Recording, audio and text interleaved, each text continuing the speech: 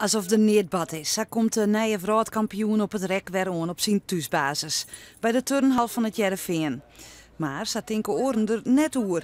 De passer stiet hem alweer op te wachten. Hij jet nou dan ik echt in het rietje Johan Cruijff, Fanny Blankers-Koen en Pieter van den Hogenband.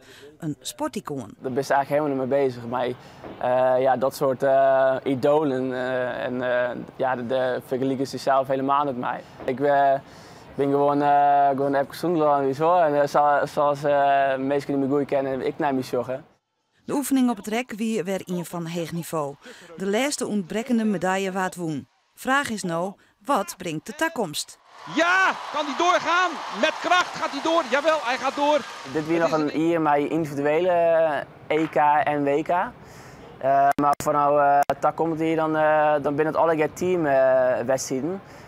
Dat betekent dat ik buiten Brecht en Rekstok waarschijnlijk op orentas dan ik met uitkomen voor het team.